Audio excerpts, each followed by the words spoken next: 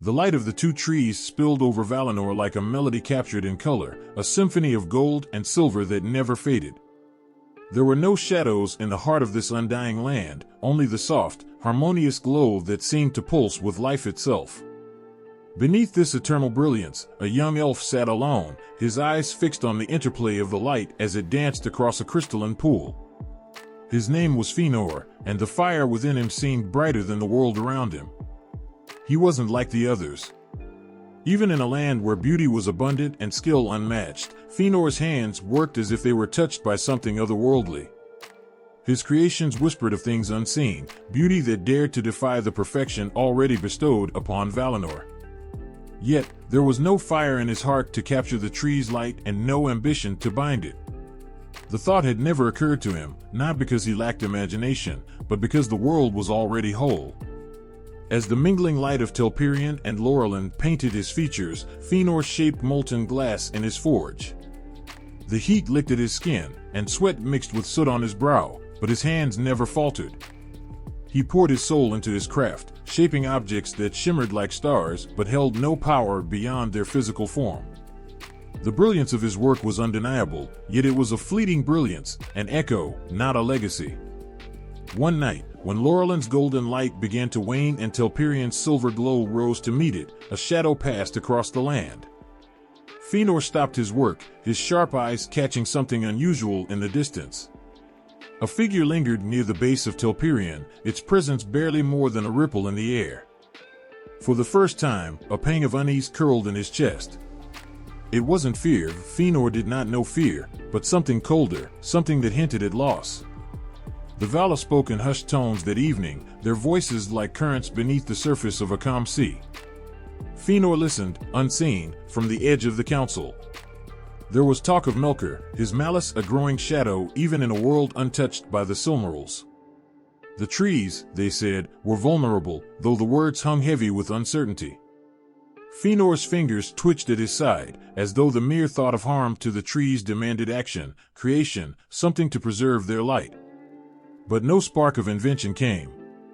The light of the trees was safe, beautiful, and eternal. Or so they believed. In the days that followed, Fëanor wandered further than he ever had before, his thoughts restless. He ventured to the shores where the sea met the land, where the waves carried whispers of the world beyond.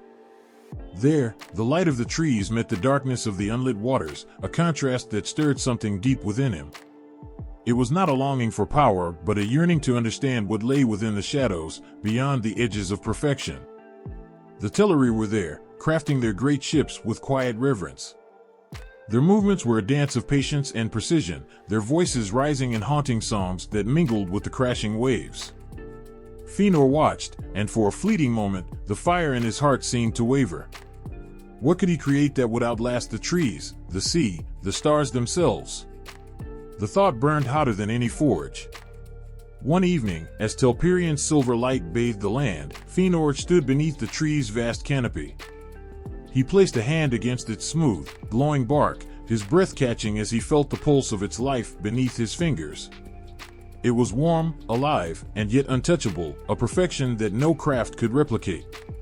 He closed his eyes, and in the stillness, he felt the faintest whisper of longing, not for what was, but for what could never be. Somewhere in the distance, the faint echo of a song reached him, carried on a breeze that tasted of salt and pine. It spoke of the old world, of things forgotten and things yet to come. His hand dropped to his side, and his gaze lifted to the canopy of the trees, their light spilling into the heavens. What would happen if this light dimmed? What would remain? The answer eluded him, as it always did, but the question lingered, growing roots in the recesses of his mind. He returned to his forge that night, the fire burning hotter than ever before. The light of the trees filtered through the high windows, illuminating the molten metal and casting strange shadows on the walls. His hammer struck the anvil, each blow a heartbeat, each spark a fragment of the restless fire within him. And yet, no jewel emerged from his labor. The tree's light remained untouched, unbound. He worked tirelessly, but the unease grew stronger with each passing day. Fëanor began to notice cracks in the world around him, not literal cracks, but moments where the harmony seemed to falter. A hurried whisper, a sidelong glance, a fleeting shadow that vanished when approached. Melkor's influence, though subtle, was spreading. Without the Silmarils, his hunger found other paths, darker and more insidious. One night, Fëanor looked up from his forge to find the room bathed in silver light. Telperion was at its zenith, its radiance spilling into every corner. And yet, the light felt fragile. For the first time, Fëanor realized that even perfection could fade. His heart raced, not with inspiration, but with dread. The trees were eternal, but nothing in Arda was truly unchanging. The thought gnawed at him, pulling him into a spiral of doubt and possibility. The hammer fell from his hand, clattering loudly against the stone floor. His chest heaved as he stared at the unfinished work before him, a sculpture of glass and gold that caught the light but did not hold it. He reached for it, his fingers trembling as they traced its smooth surface. It was beautiful, yes, but it was not enough. It could never be enough. Fëanor's eyes burned as he looked to the light spilling through the window. It was brighter than any forge, purer than any flame, and yet it felt impossibly distant. His mind raced, the fire within him roaring louder than ever, but there was no outlet for it, no way to capture the ephemeral beauty that surrounded him. The light flickered, and Fëanor's breath caught. But it wasn't the trees. It was the forge, the fire dimming as the night wore on. He stood there, frozen, as the shadows crept closer, swallowing the edges of the room. His hands clenched into fists, and for the first time, a thought pierced through the chaos in his mind: the trees were not safe. Nothing was. The faintest hint of laughter echoed through the forge, low, guttural, and cold. It wasn't real. Or was it? Fëanor turned sharply, his eyes scanning the room, but there was nothing. Only the dying embers and the relentless, fragile light of Telperion shining through the window. The fire within him blazed brighter, threatening to consume him. He had no words for it, no outlet, only a desperate, unspoken truth that clawed at the edges of his mind. Something was coming. Something darker than he could imagine. And the light was not enough. The great halls of Tirion were alive with light, their walls shimmering as if they themselves drank from the radiance of the two trees. Voices echoed within, laughter mingling with song, but beneath the melody, there was always an undercurrent, a tension that never truly dissolved. Fëanor stood near the high windows, his silhouette sharp against the brilliance beyond. His hands rested on the carved stone, his knuckles white as if he could crush the marble beneath his grip. Behind him, the sounds of celebration felt distant, muffled. His brothers were somewhere among the crowd, their presence a constant reminder of what could never be mended. Fëanor's gaze shifted to the horizon, where the golden and silver hues of Lorelin and Telperion touched the farthest peaks. The light reflected in his eyes, but it couldn't pierce the storm within. There had always been a rift, as inevitable as the rising of the stars. Fingolfin, so measured and calm, stood as a symbol of everything Fëanor rejected, a mirror reflecting restraint where fire burned. And Finarfin, the youngest, always seeking peace, always trying to heal wounds too deep to close. But the absence of the Silmarils had not softened the divide. If anything, it had shifted its weight, pressing on different cracks in the foundation of their family. Fëanor's brilliance had found no outlet to inflame their rivalry to its known heights, but the embers smoldered still. Without the jewels to fixate upon, their grievances had grown roots in subtler places, words left unspoken, glances that cut like blades, silences heavy with meaning. In the great hall that evening, Fingolfin's voice rang out, steady and unyielding. He stood at the center of the gathering, his golden hair catching the light in a way that made him seem almost too perfect, too poised. He was speaking of unity, of the need for their house to present a strong front in a time when whispers of unrest crept even into the heart of Valinor. Fëanor leaned against the window frame, his lips curving into something that might have been a smile if it weren't so sharp. Unity. The word tasted bitter. "You speak as if strength lies in agreement," Fëanor said suddenly, his voice cutting through the hall like the strike of a hammer. The room fell silent, every face turning toward him. Fingolfin's eyes narrowed, but he did not respond immediately. He waited, his calm like a wall against Fëanor's fire. Strength lies in purpose, Fingolfin replied at last, his tone steady. A house divided against itself cannot stand. And yet, Fëanor said, stepping forward now, the flickering torches casting shadows across his angular features, a house built on compromise cannot rise. The air between them seemed to crackle, the weight of unspoken history pressing down on the gathered elves. Finarfin, standing at the edge of the room, looked between his brothers, his expression pained but resigned. He had grown used to these clashes, though he never stopped trying to temper them. This time, however, he held his tongue, sensing that his words would only add fuel to the fire. It wasn't always like this. There had been a time, long before the years of strained smiles and sharp words, when they had laughed together, chased each other through the endless fields of Valinor, their voices bright and unburdened. But that time was as unreachable as the stars. Fëanor remembered it in flashes, a young Fingolfin, his determination endearing rather than grating, his hand outstretched to help Fëanor climb a rocky ledge. Finarfin's laughter, soft and genuine, carrying on the wind as they ran beneath Telperion's glow. Memories like that were fragile now, their edges worn thin by years of discord. The hall slowly came back to life as others resumed their conversations, though their voices were hushed. Fëanor stepped back into the shadows, his presence still commanding despite his retreat. Fingolfin remained in the center, his expression unreadable, but the tension in his shoulders betrayed him. Later that night, Finarfin found Fëanor in the forge, where the younger brother knew he would be. The firelight danced across Fëanor's face, highlighting the sharp planes of his cheeks and the intensity in his eyes as he worked the metal before him. He didn't look up as Finarfin approached, but his voice broke the silence. "Did you come to preach peace, brother?" Fëanor asked, his tone lighter than before but no less pointed. "No," Finarfin replied softly, leaning against the doorway. "I came to remind you that you're not as alone as you think." Fëanor paused, the hammer in his hand hovering above the glowing steel. He didn't respond, but the silence that followed was heavy with meaning. Finarfin watched him for a moment longer before stepping closer. "You may not believe it, but Fingolfin admires you," Finarfin said. "He always has." Fëanor let out a short, bitter laugh. "Admiration is a poor substitute for understanding." "Perhaps," Finarfin said, his voice even. "But understanding can only grow where there's a willingness to listen." The hammer fell with a loud clang, and Fëanor turned to face his brother fully for the first time. His dark eyes burned with something between anger and sorrow. "And what of you, Finarfin? Do you listen because you understand or because you fear?" "I listen because I care," Finarfin said, his voice unwavering. "Even when you make it difficult." The tension between them hung in the air, but it wasn't the same as the clashes between Fëanor and Fingolfin.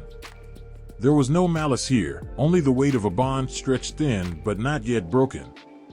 Finarfin placed a hand on Fëanor's shoulder, and for a moment, the fire in Fëanor's eyes dimmed, replaced by something softer, more fragile. As Finarfin left the forge, the air seemed colder. Fëanor returned to his work, but his movements were slower, his thoughts heavier. The fire still burned within him, but tonight it was tempered by the faint echo of his brother's words. Somewhere beyond the walls of Tirion, the mingling light of the two trees cast its glow over the land, a reminder of what was constant even as the bonds of the House of Finwë frayed. But in the farthest reaches of the shadowed forests, something stirred, something that watched, waited, and hungered for the cracks in the family's unity to grow wider. The wind howled through the blackened peaks of Thangorodrim, carrying with it the bitter chill of a land long forsaken by light. In the shadow of those jagged towers, the air seemed thicker, heavier, as if it bore the weight of countless whispered curses. At the heart of the darkness, in the deepest hall of Angband, Melkor sat upon his iron throne, his gaze fixed on the flames that writhed in the great furnaces below. His eyes burned with a hunger that no fire could sate, a hunger not for jewels or gold, but for dominion over the very essence of Arda. The Silmarils did not exist. The light of the two trees remained untouched by Fëanor's hand, and yet, the fire within Melkor's soul burned hotter than ever. He had once coveted the radiance of the trees, desiring their brilliance to twist and shape to his will. But now, without the Silmarils to fixate upon, his hatred found a new path, a deeper, more insidious course that seeped into the bones of the earth and the hearts of its people. In the silence of his throne room, a sound broke through, a low, guttural growl that echoed from the shadows.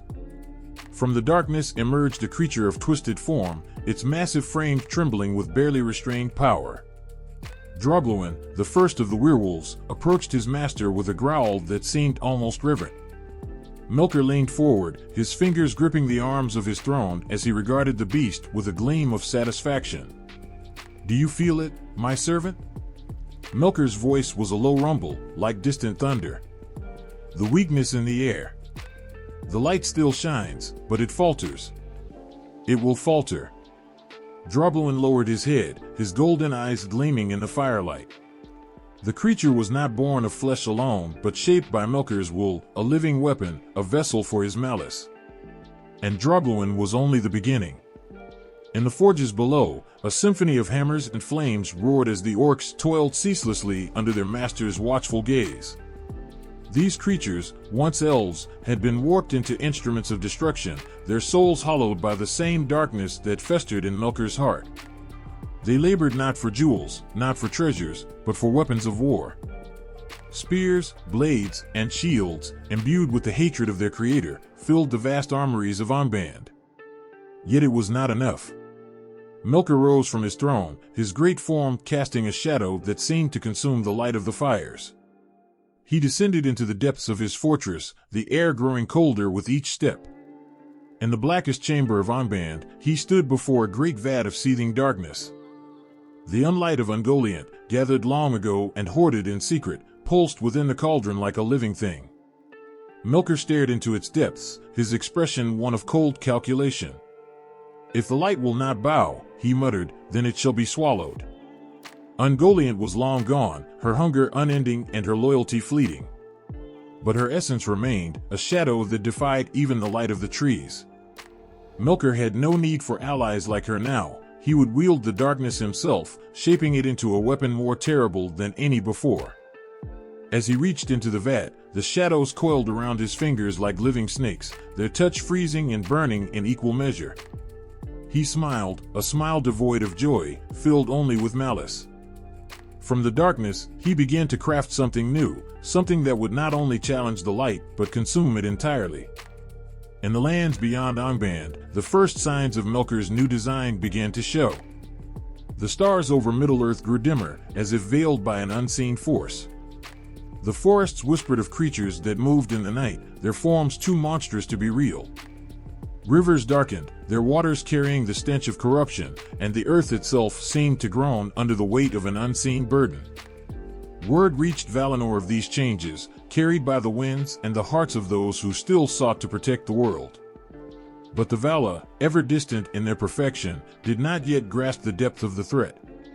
They saw no Silmarils to protect, no great prize for Melkor to steal. They saw only his spite, not his purpose. In the quiet corners of Tirion, whispers grew louder. The Noldor, restless and proud, began to feel the pull of something beyond the light of the trees. Fëanor, ever the storm within their midst, worked feverishly in his forge, his hands guided by an urgency he could not explain. He felt the change in the air, the tightening grip of shadows that no one else seemed to notice. But he could not name it, and so his fire burned without focus, his brilliance scattered across projects that brought him no satisfaction. And still, Melkor's power grew. He no longer sought to rival the Vala, he sought to unmake them. His schemes turned not to the treasures of Arda but to its foundations. He sent forth his servants, wraith-like beings who moved unseen, their purpose not to conquer but to corrupt. They whispered lies into the ears of kings, sowed discord among friends, and stoked the fires of greed and hatred wherever they went. Without the Silmarils to channel his ambition, Melkor's malice seeped into every corner of the world, a poison without cure. As the light of the trees mingled one last time on the horizon, a single shadow passed over the land, too swift to be seen, too quiet to be heard. But its presence was felt, a cold that crept into the hearts of all who walked beneath the stars. Melkor had turned his gaze outward, his hunger no longer bound by the confines of his fortress. He sought not only dominion but annihilation, a world remade in his image, where the light of creation would be swallowed by his unending shadow. And in the farthest reaches of Valinor, the trees stood tall and radiant, their light casting long shadows across the land. But even they could not see what lurked within those shadows, waiting, growing stronger, and biding its time. The forge was alive, breathing with heat and light as molten metal sang beneath Fëanor's hands. Sparks leapt into the air, their brief lives burning bright before fading into the shadows that clung to the corners of the room. The walls bore the marks of countless creations, tools, weapons, delicate ornaments that seemed to capture the essence of the world itself. But none of these could hold his gaze for long. Fëanor's eyes burned brighter than the forge, their intensity unmatched, as if he sought to shape the very fabric of existence with every strike of his hammer. The hum of metal rang sharp and clear, a rhythm that matched the beat of his restless heart. Fëanor had no Silmarils to bind his genius, no radiant jewels to pour his soul into. Instead, his mind ranged like a wild storm, touching everything but settling on nothing. The absence of those fabled gems had not dulled his brilliance, it had redirected it, scattering its fire across endless paths. And yet, the forge had become his sanctuary, a place where he could wrestle with the chaos within and shape it into something tangible, something lasting. The flames cast flickering shadows on the walls as Fëanor worked, his hands moving with a precision that seemed almost inhuman. He was no longer just the son of Finwë, nor even the greatest of the Noldor. He was a creator, a force of nature harnessed in the form of an elf. His creations defied the boundaries of their time. He crafted swords that sang when drawn, shields that shimmered like the starlit sky, and tools so finely wrought that they seemed to breathe with a life of their own. But none of these creations could quiet the tempest within him. In the quiet moments between his work, when the fire dimmed and the tools lay still, Fëanor would lift his gaze to the heavens. He often thought of All, the Vala who had taught him the art of crafting, whose own hands had shaped the world. All's wisdom had been a foundation for Fëanor, but his own craft had far surpassed the lessons he was given.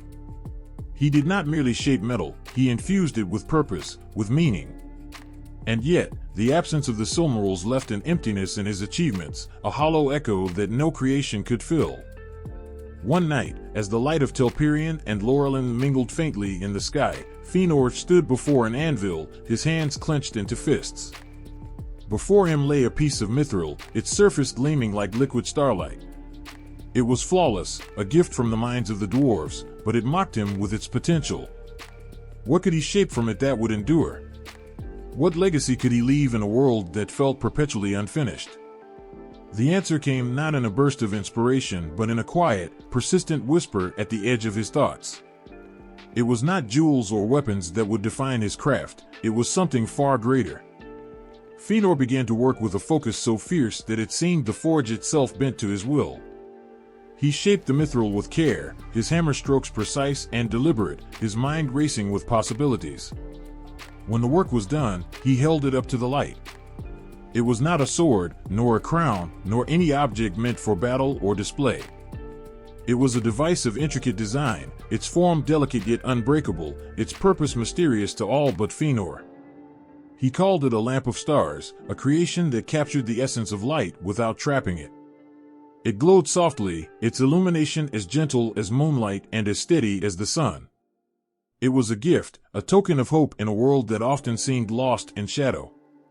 Fëanor presented the lamp to the Noldor, his voice ringing with a rare vulnerability as he spoke of its meaning. "This is not light stolen or hoarded," he said, his words cutting through the murmurs of the gathered elves.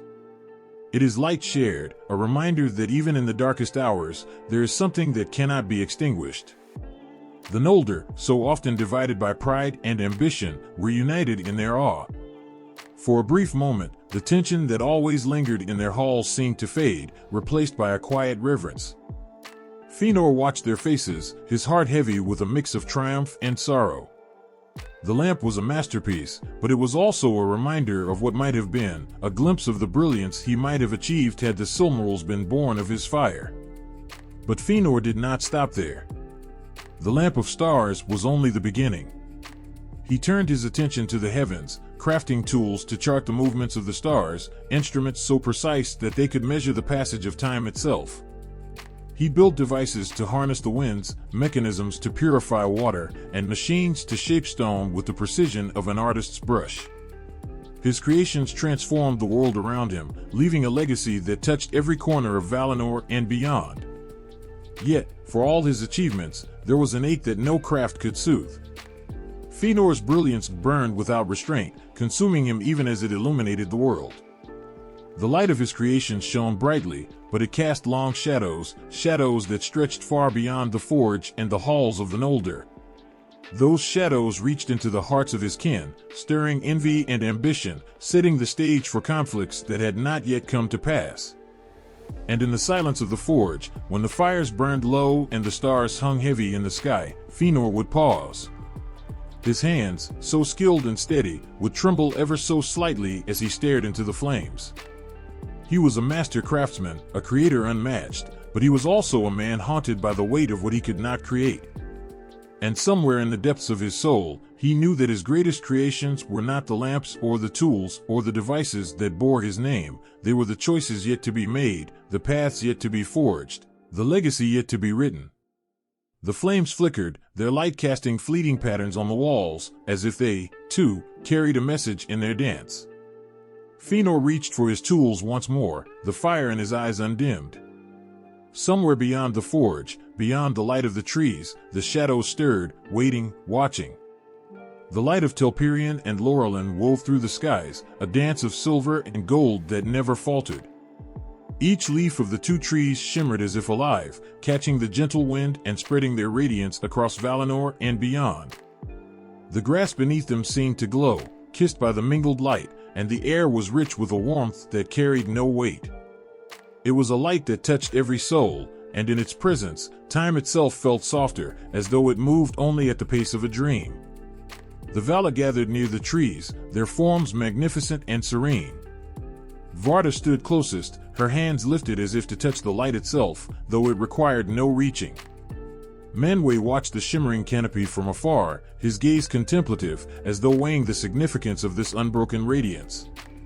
Yavanna, tender and devoted, knelt at the roots of Lorelin, her voice soft as she whispered to the tree, a song known only to her and its golden branches. There was no sorrow here, no taint of shadow or fear.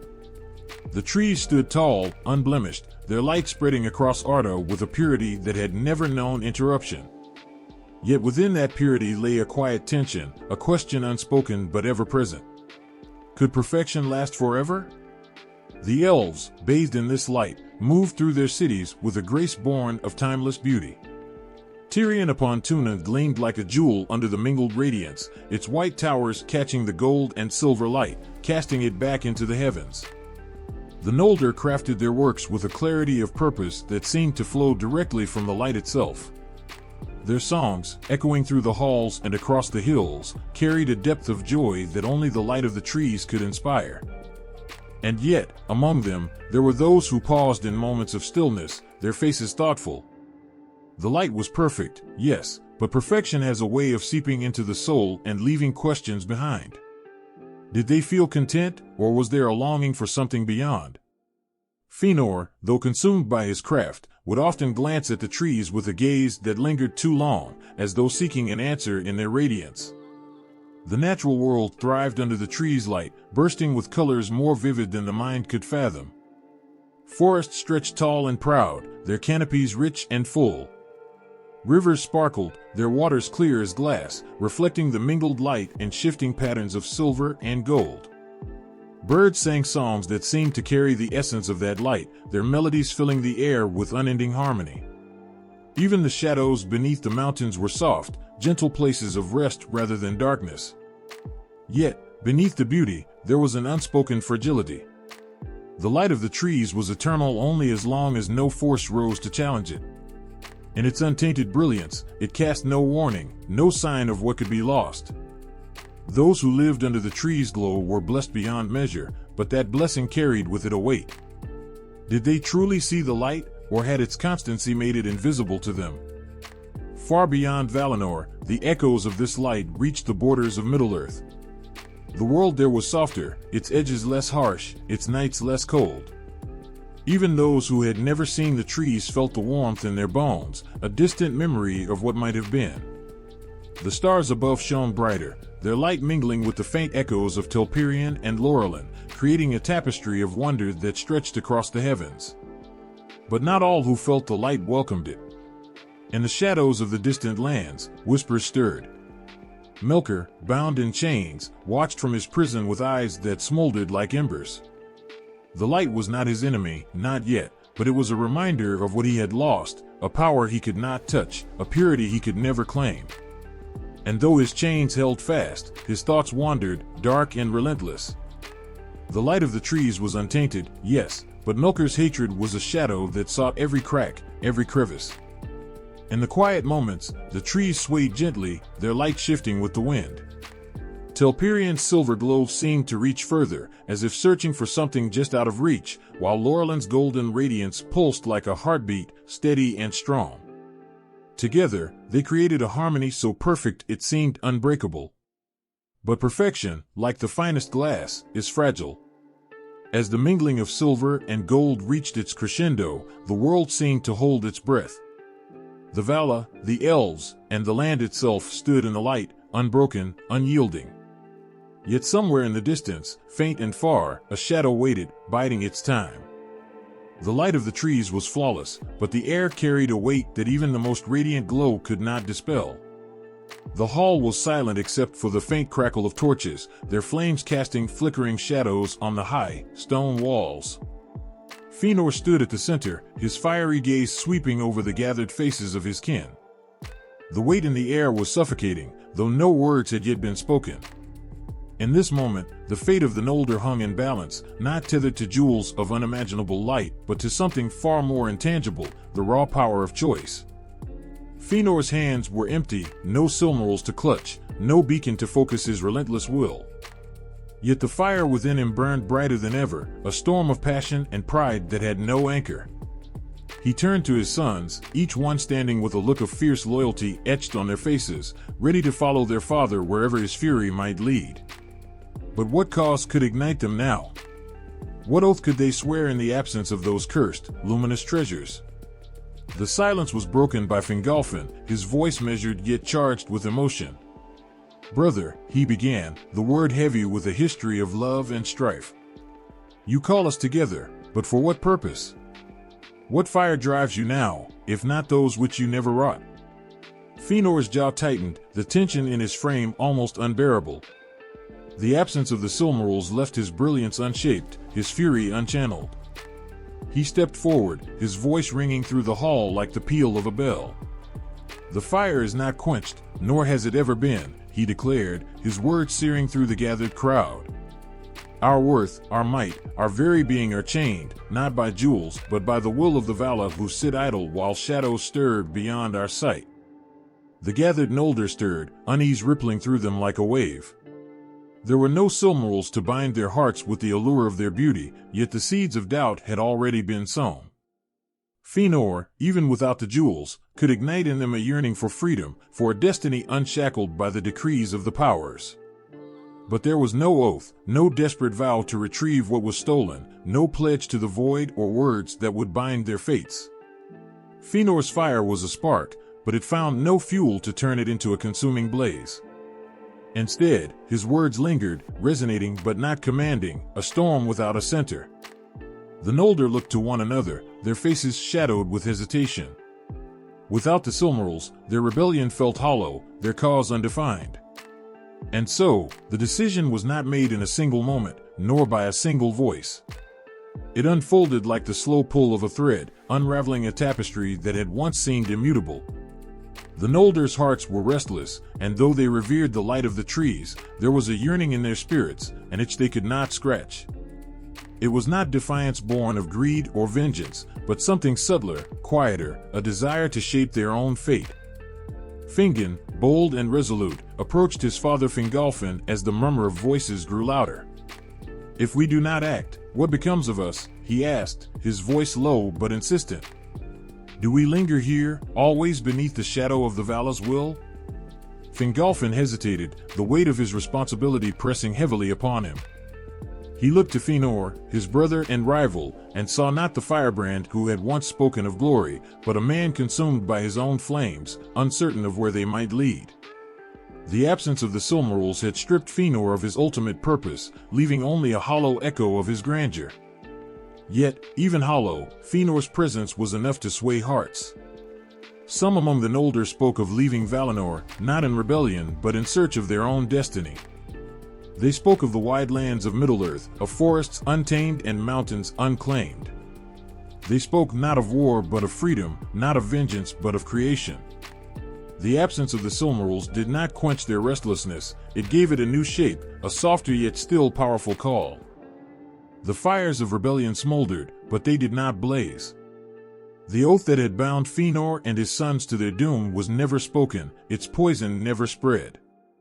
The Noldor's choices were not driven by hatred or grief, but by a quiet yearning for something more.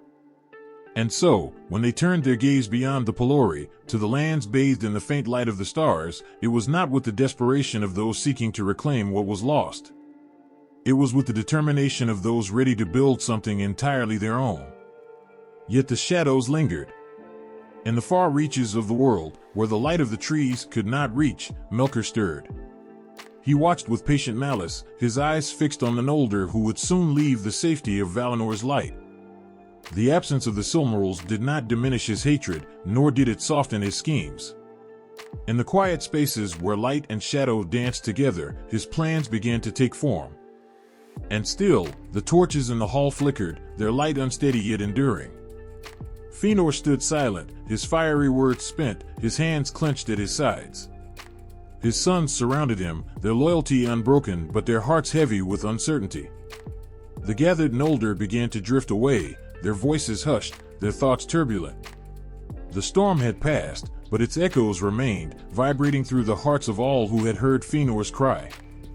The choice had been made, though its consequences were yet to unfold. And as the last of the Noldor left the hall, the flames of the torches dimmed, their light casting long, wavering shadows on the walls. In the silence that followed, a single thought lingered, heavy and foreboding. The absence of the Silmarils had not extinguished the fire, it had merely set it upon a different path, one that stretched into the unknown, where both light and shadow waited. The forge glowed red-hot, casting a fiery haze over Fëanor's face, his skin gleaming with sweat and his eyes fixed on the molten metal before him. Each hammer strike sent sparks into the air, their brief, brilliant arcs reflecting the fury that burned within him. There was no light of Silmarils to drive him, no unearthly beauty to anchor his ambition, yet his fire remained unquenched. What was it, then, that kept his hands moving, his mind restless? Perhaps it was not a flame that required an object to burn, but one that consumed everything in its path, leaving behind both creation and ruin. He paused, the hammer trembling slightly in his grip. The silence of the forge was heavy, broken only by the faint hiss of cooling metal. In that moment, Fëanor's thoughts wandered to what could have been, visions of a light that might have rivaled the stars themselves, a glory that would have sung through the ages. Yet these were phantoms, flickering images that could not hold his gaze. The absence of the Silmarils left a void, but Fëanor had never been a man to allow emptiness to linger. If there were no jewels to shape his legacy, he would find another way to leave his mark upon the world. The Noldor spoke of him in hushed tones, marveling at the works that flowed from his hands in these years. He created wonders of metal and gem, artifacts that shimmered with an otherworldly beauty yet bore no trace of the unattainable. Great towers rose at his command, their spires piercing the heavens as if to challenge the very stars. He wove machines of intricate design, their purpose often inscrutable but their artistry undeniable. Some whispered that his works were too daring, that they tread the line between craft and defiance. But Fëanor cared little for whispers. He was not bound by caution, nor by fear of what the Vala might think. His passion did not confine itself to the forge. His voice, sharp and commanding, echoed through the halls of Tirion, rallying the Noldor to his vision of independence and mastery. "Why should we be content to dwell beneath the light of others?" he demanded, his words igniting a spark in those who listened. "We are not shadows to be cast by their radiance. We are the light, born to shape and to rule. Without the Silmarils, his ambition stretched outward, untethered by the gravity of a single obsession. He spoke of expanding beyond the confines of Valinor, of carving a path through the uncharted lands of Middle-earth. The Noldor, inspired and unsettled in equal measure, found themselves drawn to his fire, even as it burned brighter and more unpredictable with each passing day. Yet in his quieter moments, there were cracks in the armor of his resolve. Alone in his workshop, Fëanor would sometimes pause, his hand hovering over a half-finished creation. He would stare into the molten glow of the forge, as if seeking answers in its depths. The absence of the Silmarils was not just a loss of what could have been, it was a loss of purpose, a gnawing emptiness that no tower or jewel could truly fill. But Fëanor, ever defiant, refused to name it as such. He would press forward, forging not just artifacts but an unrelenting momentum that carried him and those around him ever onward. There were nights when his sons would gather around him, their faces illuminated by the flickering light of the forge. Maedhros, always the steady hand, would speak of strategy and unity, while Celegorm's fiery spirit mirrored his father's, urging boldness and risk. Even Curufin, so often a silent observer, would offer insights that carried the weight of unspoken ambition. Together, they were a storm, their shared energy feeding Fëanor's unyielding drive. And yet, in the spaces between their words, a question lingered: what were they building toward? What lay at the end of this relentless pursuit? The Valar watched from afar, their expressions a blend of sorrow and unease. They saw in Fëanor a brilliance unmatched, yet one that threatened to consume everything it touched. Manwë spoke of patience, of allowing Fëanor's fire to burn itself out naturally. But others were less certain. All, who had once called Fëanor his most gifted pupil, felt a pang of regret with each new creation that emerged from the Noldor's hands. He saw not only the beauty but the defiance, the hunger for more that could never be satisfied. And still, the shadows grew. Melkor, ever watchful, saw in Fëanor's unfulfilled fire an opportunity. He began to weave his words into the winds of Valinor, carrying whispers of greatness, of power that lay beyond the reach of the Valar. He spoke not of Silmarils but of dominion, of shaping the world to one's will without restraint. The words were subtle, their poison slow-acting, but they found fertile ground in the restless hearts of the Noldor. Fëanor, for all his brilliance, was not immune to the pull of these whispers. He began to speak more often of freedom, of casting off the yoke of the Valar. His creations took on a new edge, their beauty tinged with a sharpness that hinted at conflict. Yet even as his fire burned hotter, there were moments when doubt flickered in his eyes, a shadow that he would quickly banish but never entirely extinguish. The forge glowed late into the night, its light visible from the farthest reaches of Tirion. Fëanor stood alone, his hammer resting at his side, his gaze fixed on the horizon. The fire within him was as fierce as ever, but its direction remained uncertain, its purpose still unfolding. And as the stars wheeled overhead, their cold, distant light seemed to challenge his own, a reminder that even the brightest flame must eventually confront the vastness of the dark. The shores of Alquilon shimmered under the soft glow of Telperian's silver light. The Teleri moved among their ships, their voices rising in song, weaving melodies that seemed to blend with the waves. Their craftsmanship, delicate and purposeful, transformed the white timber of Valinor into vessels as graceful as swans. There was peace in their rhythm, a harmony that reflected the calm of their hearts. Yet on the distant horizon, across the lands where the Noldor dwelled, a tension was building, subtle but unyielding, like a storm forming far out at sea.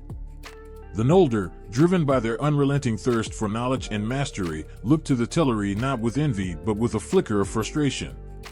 The ships represented a path to the unknown lands of the outer world, a chance to step beyond the boundaries of the blessed realm. Yet the Teleri clung to their craft as something sacred, unwilling to share it with those whose ambition burned too fiercely. Words were spoken between the two kindreds, polite at first, but increasingly barbed as misunderstandings deepened. Fëanor's voice, sharp and unyielding, carried through the halls of Tirion, his words striking like the ring of his hammer. He questioned why the Noldor, who were the greatest of the Eldar in skill and strength, should be bound by the decisions of the Teleri. Are we not as kin, yet divided by their unwillingness to share what should be freely given? He demanded, his fire stoking the hearts of those who listened. His sons echoed his sentiments, their loyalty unwavering, their voices amplifying the discontent. But there were those among the Noldor who hesitated, caught between their love for their kin and their unease with Fëanor's growing intensity. Fingolfin, ever the voice of reason, sought to temper the flames, speaking of unity and the bonds that had carried their people across the great sea. Yet even his calm words were tinged with doubt, for he could see the fractures forming, lines drawn not only between kindreds but within the Noldor themselves. Meanwhile, the Sindar in Middle-earth felt the whispers of these tensions through the dreams and visions sent by their kin in Aman. Dwelling under the stars and led by Eleuthingol, the Sindar lived a life of quiet beauty, untainted by the struggles of Valinor. But they sensed the stirrings of change, the ripples of discord that would soon reach their shores. Thingol, wise yet wary, spoke often with Melian, his Maya queen, their conversations tinged with unease. Should the Noldor come to Middle-earth, Thingol mused one twilight, will they bring light or shadow? Their fire burns bright, but such flames can consume. Melian, her gaze distant, offered no comfort. The hearts of the Noldor are restless, she said softly. And where restlessness lingers, shadow finds its way. Back in Alquilond, Olwe, lord of the Teleri, began to sense the growing unease among his people. His kin whispered of the Noldor's desires, their sharp glances at the ships, their restless movements along the shores. Olwe, ever cautious, tightened his hold on the harbors, instructing his people to guard their ships with vigilance. What had once been open waters, shared freely among kin, now seemed divided by unseen barriers. The Teleri's songs became tinged with sorrow, their melodies no longer rising with the same freedom. Among their kindred, there were those who looked toward the Noldor with sympathy, wondering if perhaps their ships could serve a purpose beyond the shores of Valinor. But their voices were drowned by the fear that their gifts would be twisted into tools of conquest. And so, the bonds of kinship strained. The Noldor, fueled by their drive to shape their destiny, began to see the Teleri as obstacles rather than brothers.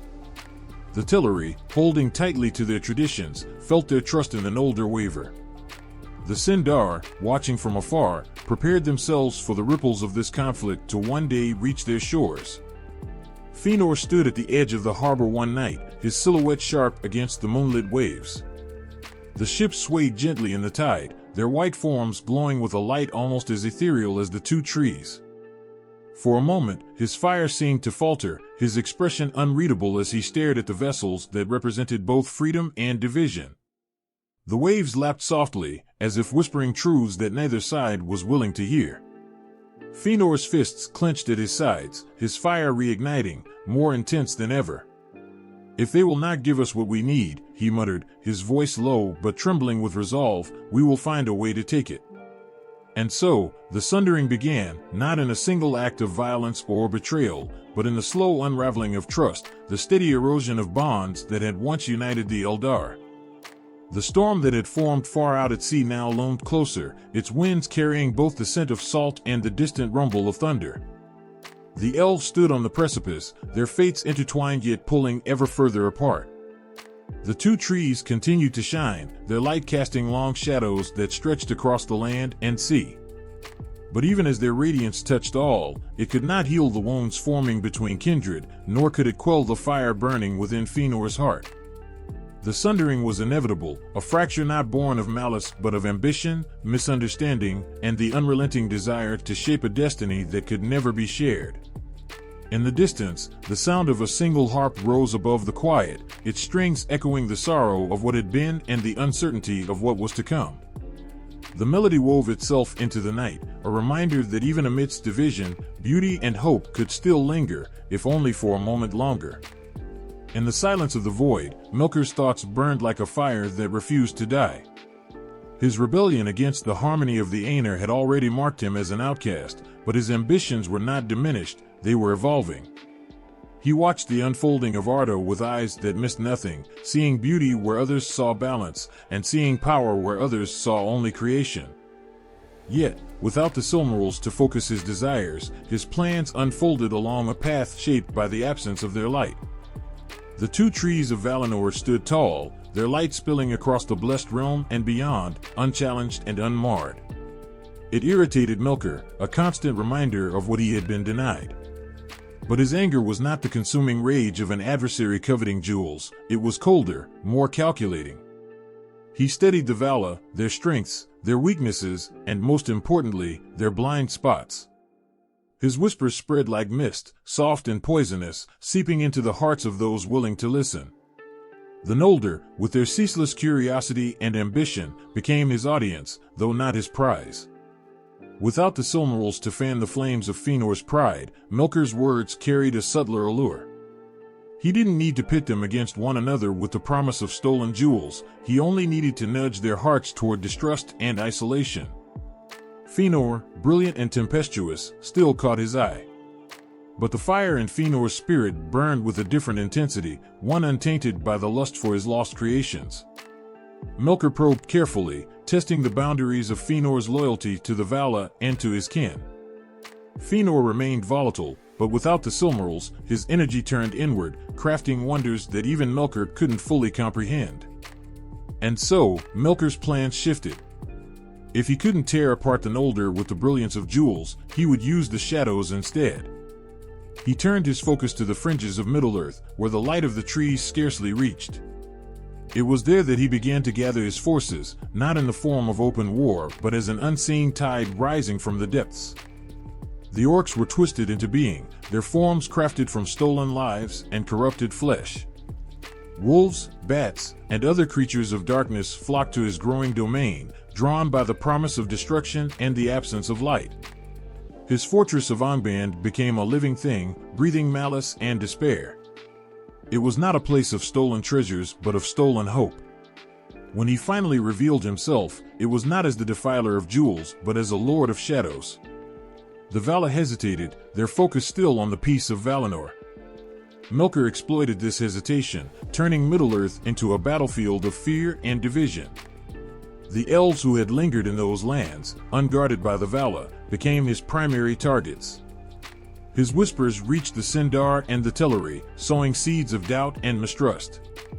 The alliances between the elven kindreds frayed, their unity unraveling under the weight of his unseen hand. The Sindar, led by Thingol, grew increasingly wary of outsiders, their once open hearts closing off to the world beyond their forests. The Teleri, gentle and peace-loving, withdrew to the shores, their ships becoming their only sanctuary. Without the theft of the Silmarils to draw the Noldor into open rebellion, Melkor's manipulations took on a more insidious form. He sought not to ignite a war, but to fracture the world from within. He turned his attention to men, the second-born, who had awoken under the stars. Their hearts, unshielded by the wisdom of the Eldar, proved fertile ground for his lies.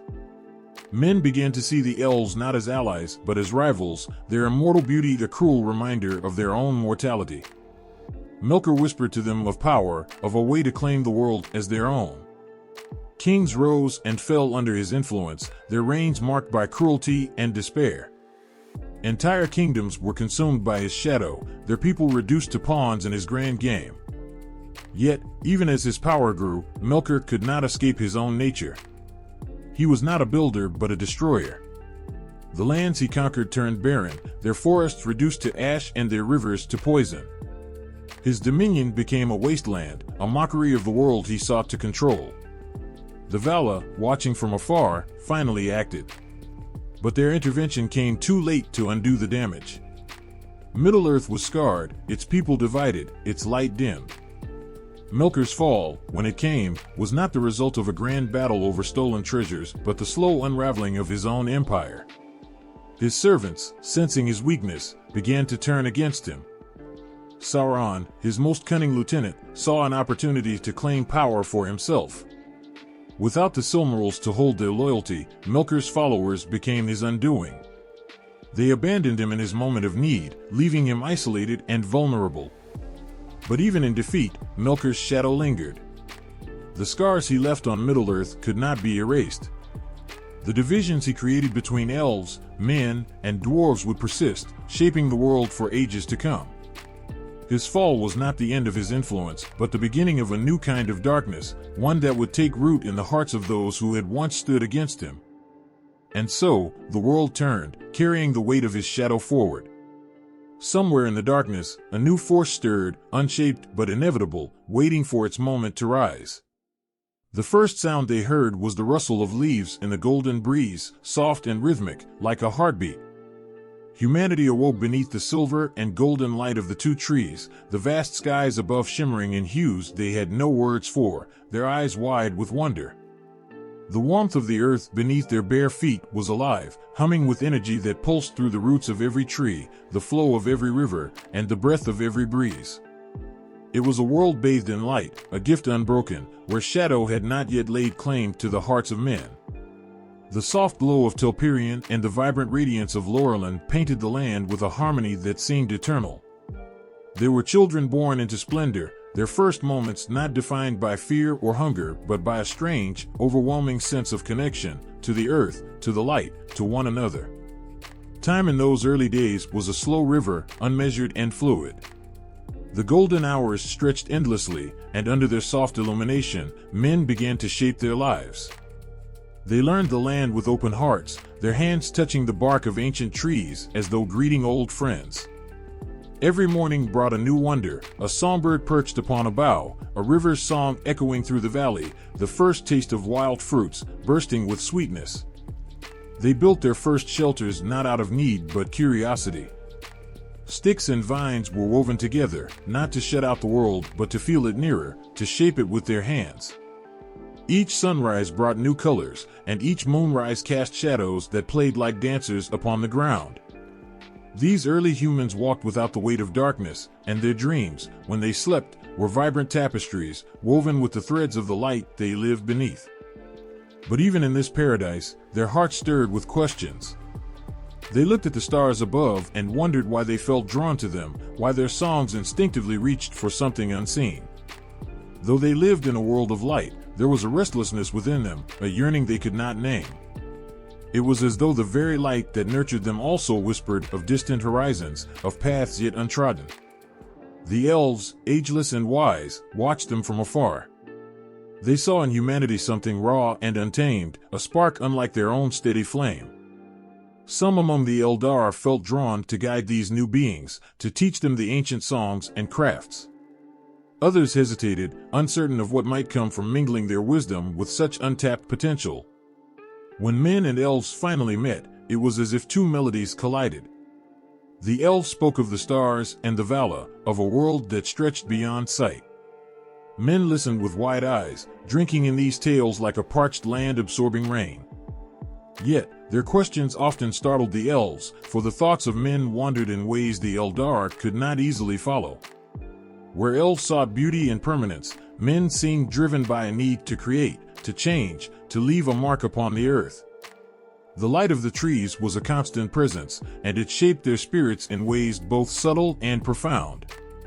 It gave them hope before they understood despair, courage before they knew fear, and a sense of unity before division could take root. But it also magnified their restlessness. Beneath the unchanging light, they began to dream of what might lie beyond its reach. They carved images into stone and wood, shaping faces and figures that seemed to gaze toward horizons unseen. Not all moments were peaceful.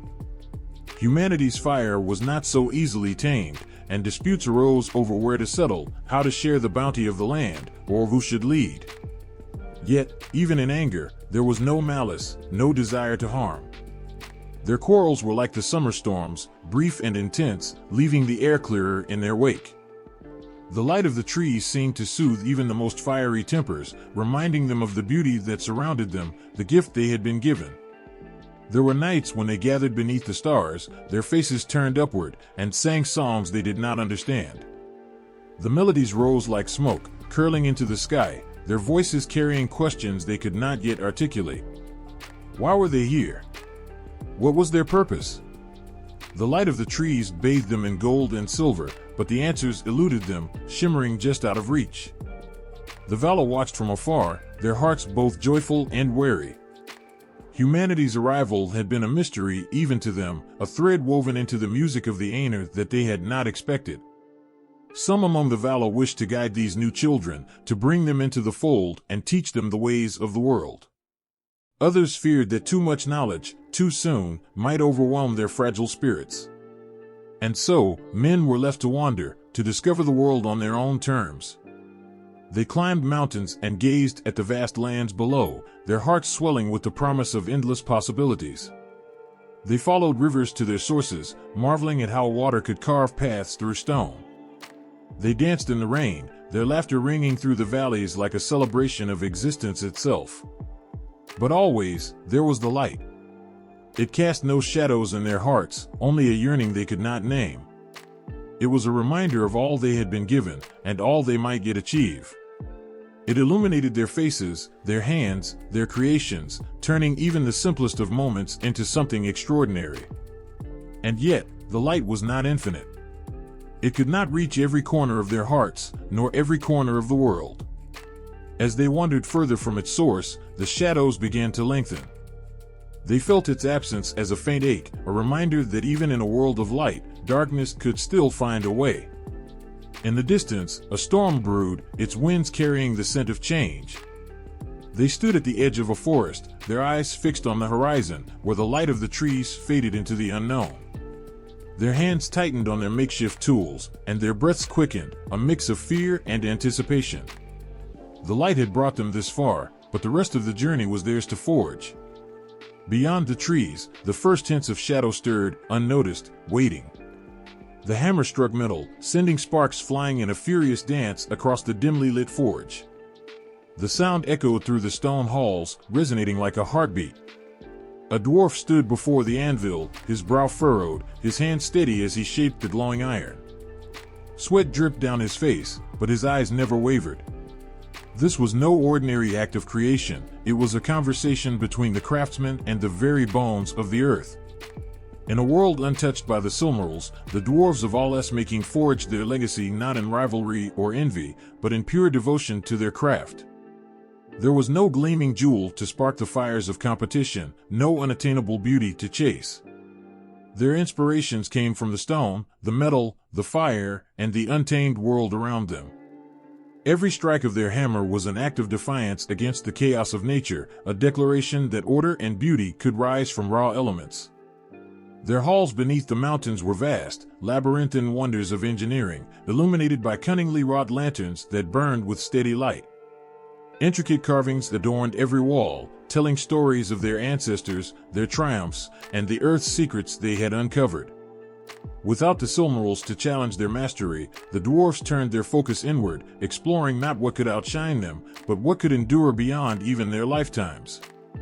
The weapons they forged were not just tools of war, but symbols of protection and honor. Each blade carried a story, each axe bore the weight of its maker's soul. To hold a dwarven weapon was to feel the strength of the mountains, the unyielding resolve of the earth itself. Their armor gleamed like polished stone, every plate fitting together seamlessly, a testament to their patience and precision. Yet it was not all fire and steel. The dwarves had a softer touch, too, and their hands were equally skilled in shaping gems and crafting intricate jewelry. Their creations did not seek to rival the beauty of the stars, but to complement the wearer's strength and character.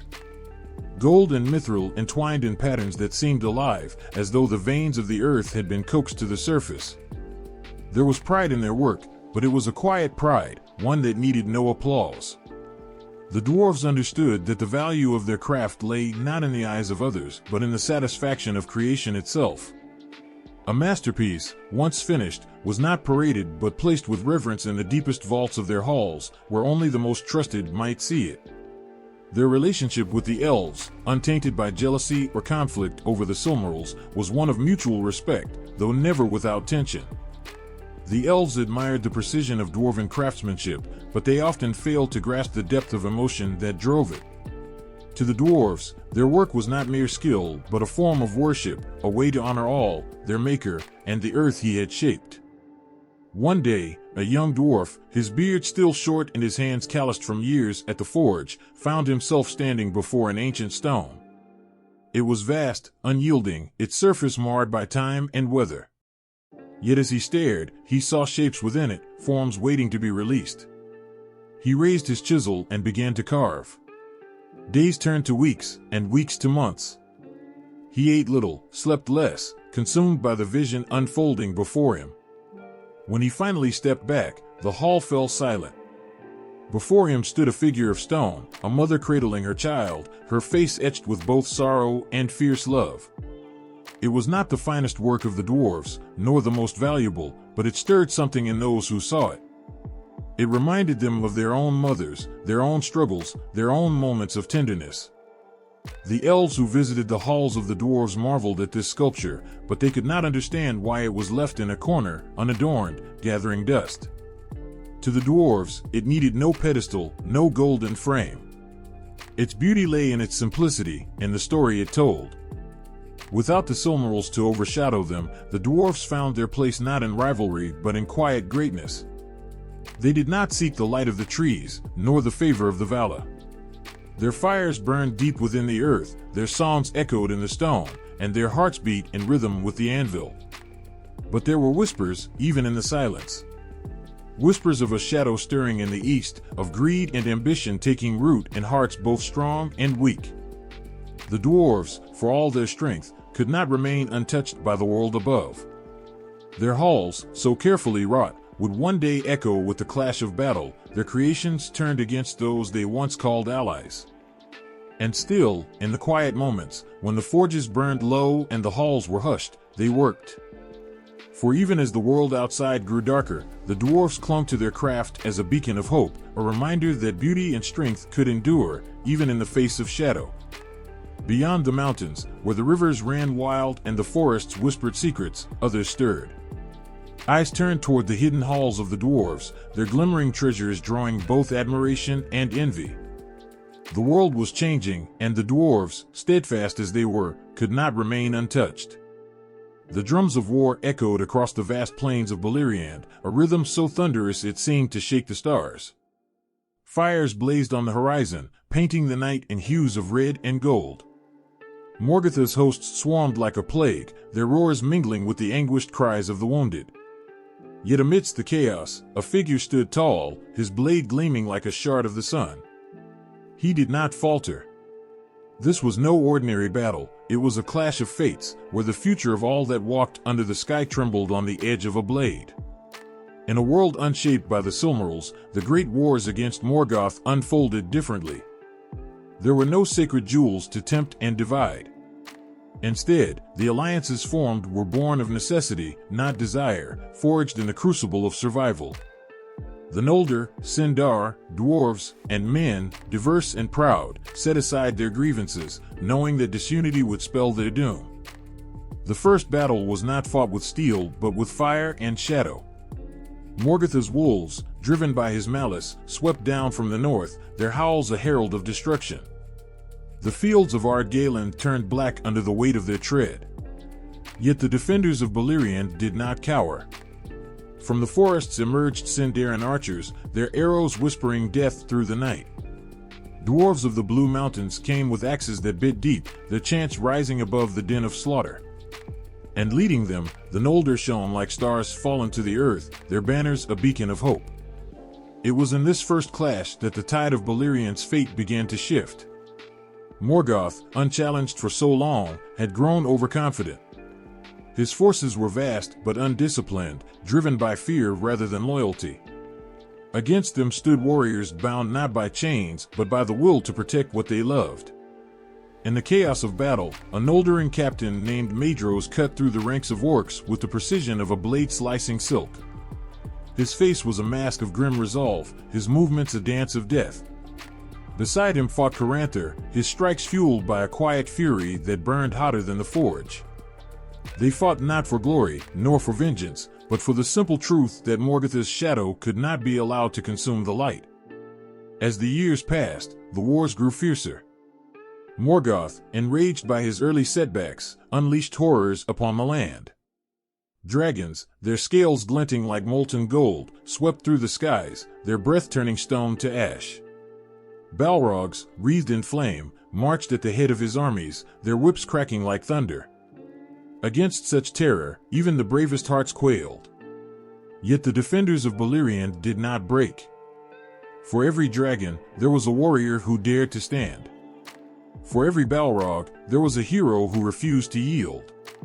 Fingolfin, High King of the Noldor, rode forth in a moment of defiance that would be sung of for ages.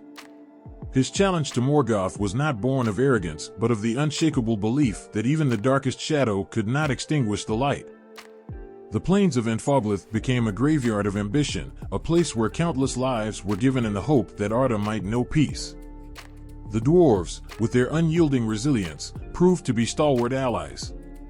Their axes cleaved through orc armor, their shields held firm against the onslaught. They were not a people of grand speeches, but their actions spoke louder than words. Men, too, played their part, their courage shining brightest in the darkest hours. Houses of Edain, their leaders uniting under a shared banner, fought with a ferocity born of love for their kin and a refusal to kneel. Among them rose a young warrior named Beren, whose deeds would ripple through history like a stone cast into still water. And what of the Sindar, the elves of the woods and rivers? They became the unseen hand, the shadow that struck from the trees, the whisper of a blade before the scream. Their knowledge of the land, their connection to its heartbeat, made them a force that Morgoth's legions could neither predict nor contain. But Morgoth was no fool. He adapted, his malice evolving with each defeat. He sowed discord where he could, preying on the fears and doubts of his enemies. His spies whispered lies, his agents planted seeds of mistrust. And sometimes, tragically, those seeds bore fruit. Yet amidst the betrayals and despair, moments of unyielding hope shone like stars in the night. The unbreakable bond between Fingin and Maedhros, despite the trials they endured, reminded all who fought that friendship was a weapon as powerful as any sword.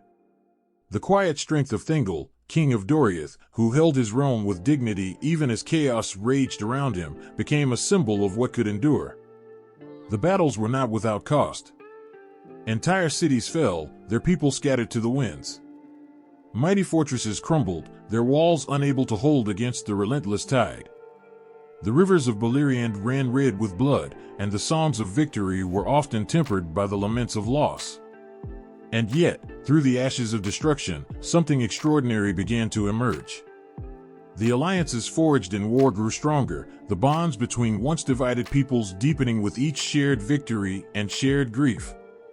The fires of conflict, though devastating, tempered them like steel in a forge. They became something Morgoth could never have anticipated, a united force, not just of warriors, but of hearts and wills. As the sun set over the battlefield, casting its final light on the weary soldiers, there was a sense that the war was not merely about survival. It was about defiance. It was about standing against the unrelenting tide of darkness and proving that even the smallest light could burn brighter than the deepest shadow. In the distance, the mountains loomed, their peaks catching the last rays of the day. And beyond those peaks, unseen but always present, the shadow of Morgoth waited, his malice as endless as the night. But so too did the fires of resistance, their embers carried forward by those who refused to surrender. The forest of Neldoreth stood still, its ancient trees swaying gently in the breeze, their silver leaves whispering secrets only they could hear. Moonlight poured through the canopy, painting the ground in a pale glow that shimmered like water. It was here, beneath the watchful eyes of stars older than time, that Luthien danced, her movements a hymn to the very essence of life. Each step seemed to summon the music of the world itself, soft, haunting, and eternal. Hidden among the shadows, Beren watched, his breath caught in his chest. He had seen beauty in many forms, from the golden sunrise over the plains of his homeland to the crystalline streams that wove through the hills of Dorthonion. But nothing compared to this. She was light made flesh, a dream stepping into the waking world. He dared not move, dared not breathe too loudly, for fear of breaking the spell. But the spell was not his to break. Luthien paused, her gaze falling upon him, and the world seemed to halt. Her eyes met his, and in that moment, time unraveled. She did not flee, nor did she speak. She simply tilted her head, a question lingering in her expression. Beren stepped forward, his heart thundering in his chest. "Who are you?" he asked, his voice barely more than a whisper. Her lips curved into a smile that held the warmth of 1,000 sunlit mornings. I am Luthien. And so began a love that would defy the threads of fate themselves. But without the Silmarils to drive their path, the course of their tale shifted. Byrne was not hunted for a king's ransom, nor was he burdened with a quest born of pride and vengeance. Instead, he was a wanderer, a man who had seen too much of war and loss. His heart was weary, yet in Luthien's presence, it found a reason to beat once more. Their love grew like the wildflowers of the forest, untamed and breathtaking. Yet even in this world untouched by the Silmarils, their union was not without challenge. Luthien's father, Thingol, was as unyielding as the stone halls of Morgoth.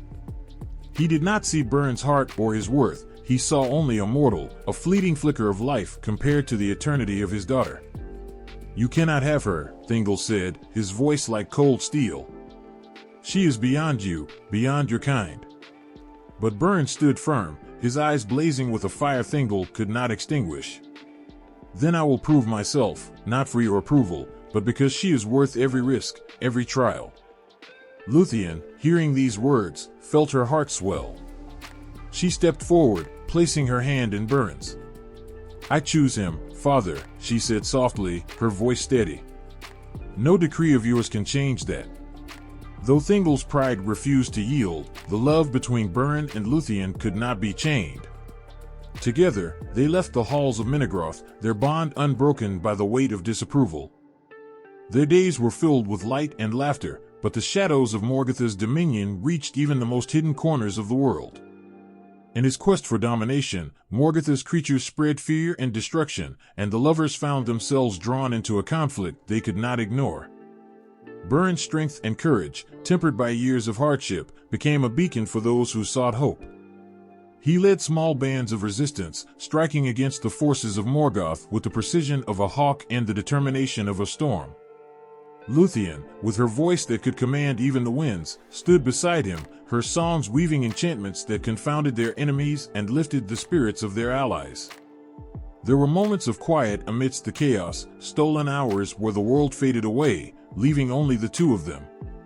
They would sit by the fire, Luthien resting her head on Byrne's shoulder, their hands intertwined. Do you ever regret it? Byrne asked one night, his voice low. Luthien looked up at him, her eyes shining with a light that seemed to rival the stars. Regret what? Choosing me. Leaving your home, your family. She smiled, a tender and unshakable expression. My home is wherever you are, Byrne. But even love as strong as theirs could not shield them from the cost of standing against the darkness. Byrne was wounded in a battle against a pack of Morgoth's wolves, a blow that left him weakened. Luthien, refusing to let him fall, sang a song so powerful that the very trees seemed to lean closer to hear. Her voice called forth the life within him, healing his wounds, though it drained her of much of her own strength.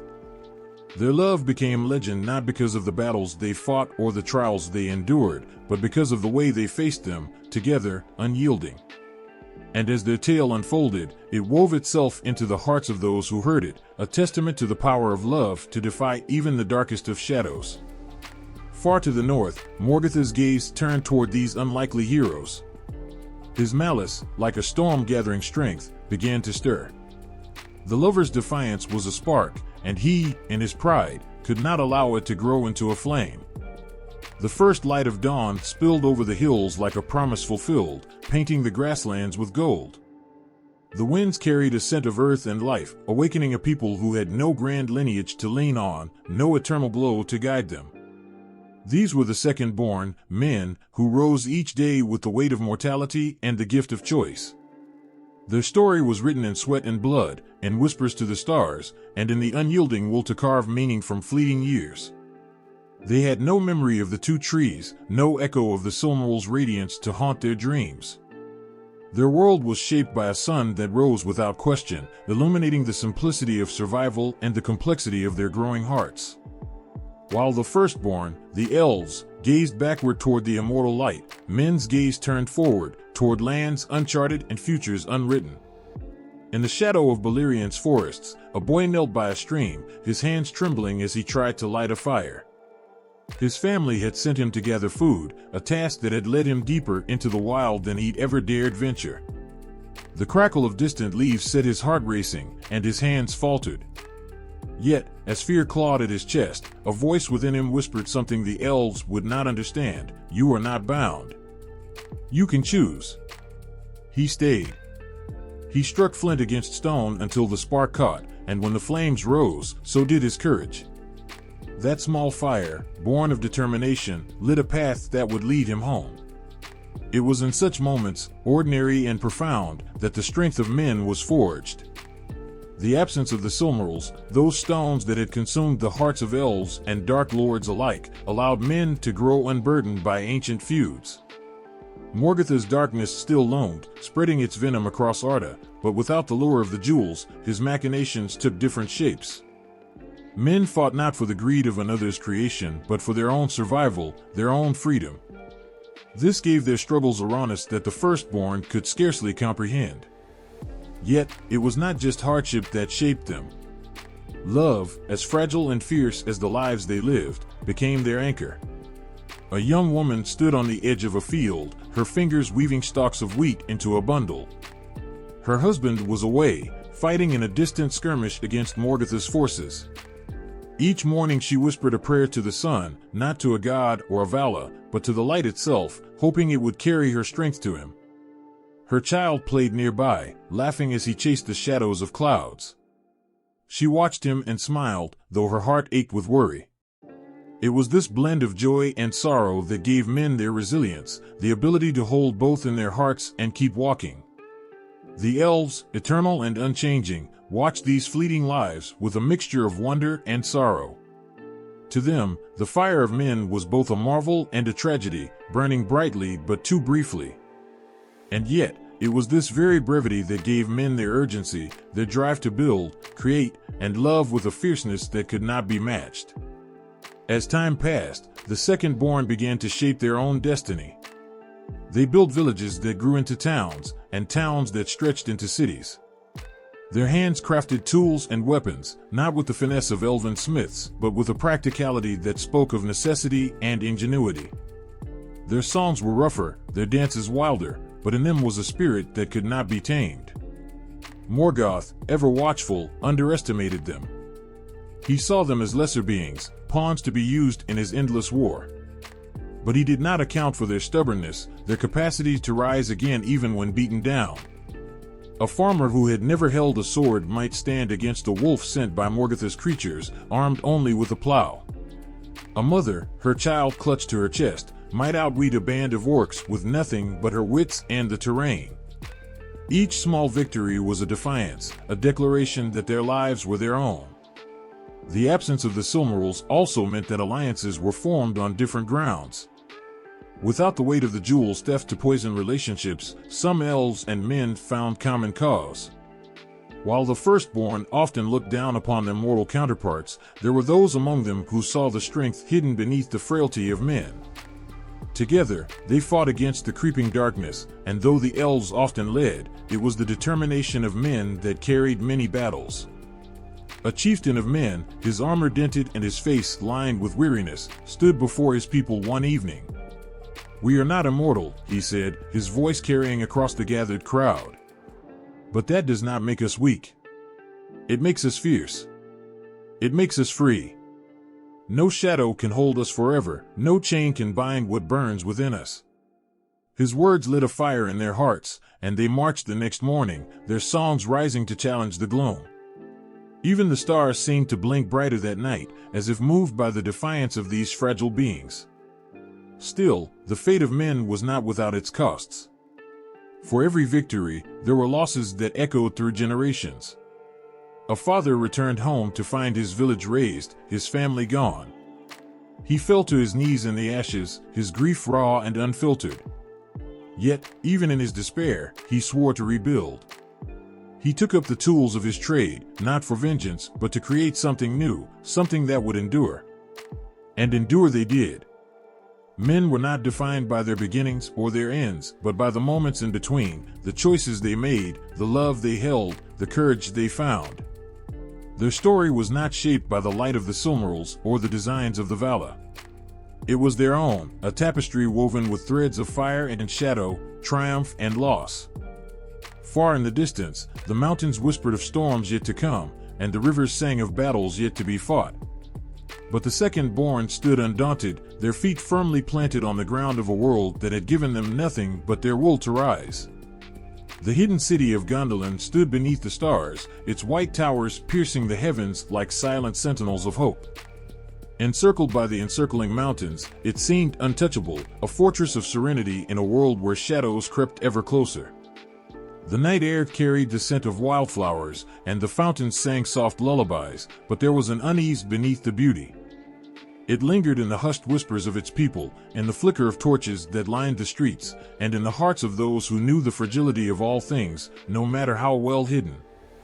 Turgon, the king of Gondolin, stood alone atop the high walls, his gaze fixed on the horizon. The stars offered their light, steady and unwavering, but they could not pierce the darkness gathering beyond the peaks. Without the Silmarils, the greed and vengeance that once drove the war between Morgoth and the Noldor had taken other shapes, but they were no less dangerous. Gondolin had been spared the corruption of the jewels, yet its fate was tied to the same web of treachery and despair spun by Morgoth's will. Turgon felt it as a weight in his chest, a certainty that no mountain, no wall, no secrecy could shield his people forever. In the hidden forges beneath the city, hammers struck steel with rhythmic ferocity. Glorfindel and Ecthelion oversaw the crafting of blades and armor, their faces grim yet resolute. Each clang of metal was a defiance against the inevitable, a refusal to be caught unprepared. They spoke little as they worked, but their silence was not empty. It was filled with the unspoken knowledge that Gondolin's peace was an illusion, that one day the hidden city would be found, and they would stand against a storm that no weapon could truly repel. Far above, in the tower of Turgon's palace, Idril Celebrimbor watched her son, Eärendil, as he slept. The boy's golden hair caught the moonlight, a gentle reminder of the hope that her people clung to. Yet Idril's heart was heavy. She had seen visions, fleeting and fragmented, of fire and ruin. She had walked the secret path she had ordered built, a hidden escape route for the day when Gondolin's walls would no longer protect them. She prayed that day would never come, but she prepared nonetheless. For Idril knew what her father and many others would not yet admit: no fortress, no matter how fair, could stand against the relentless will of Morgoth. The betrayal came not with a roar, but a whisper. Maeglin, proud and bitter, wandered the city with a shadow in his eyes. His ambition burned hotter than any forge, and his resentment twisted him like roots seeking sustenance in barren soil. Morgoth's agents had found him, promising power, vengeance, and an escape from the chains he believed Gondolin had placed upon him. Maeglin's heart had long been a battlefield, and now it was lost to the darkness. The attack came under cover of night. The city awoke to the sound of drums, the cries of sentries, and the sickening glow of flames rising beyond the gates. Morgoth's armies poured through the hidden paths revealed by Maeglin's treachery, their war cries shattering the stillness that had once been Gondolin's pride. Orcs, balrogs, and twisted creatures of shadow surged forward, their weapons gleaming with malice under the flickering light. Glorfindel and Ecthelion rallied their warriors, their voices rising above the chaos. "Hold the line!" Ecthelion shouted, his spear cutting through the first wave of attackers. Glorfindel's golden hair gleamed like a beacon as he led his troops with unyielding ferocity. Yet even their valor could not stem the tide. The enemy was vast, and Gondolin, though valiant, was only mortal. In the palace, Idril gathered her son and called for those who would follow her down the hidden path. "We must leave," she urged, her voice steady despite the terror in her eyes. "There is no time." Eärendil clung to her, his young face pale with fear. But he did not cry, for even a child could feel the weight of the moment.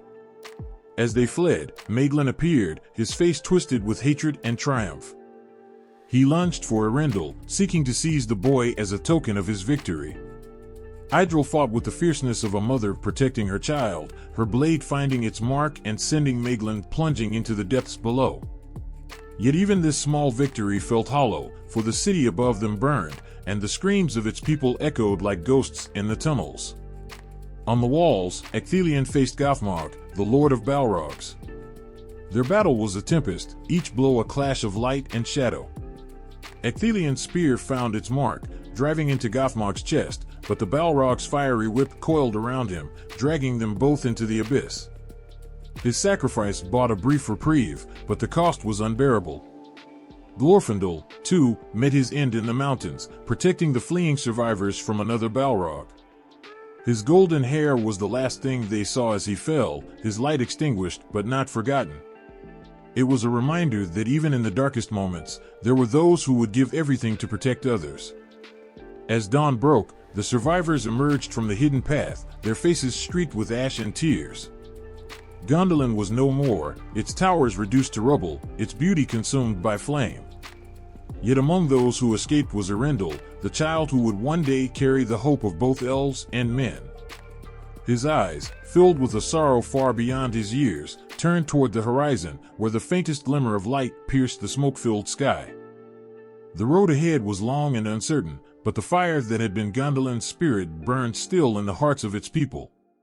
And far to the north, Morgoth watched with satisfaction, unaware that even his victories carried the seeds of his downfall. The sea was vast and unbroken, an endless expanse of shifting gray that mirrored the heaviness in Eärendil's heart. The wind howled like a lament, tugging at the sails of Vengelit, the radiant ship crafted with love and defiance.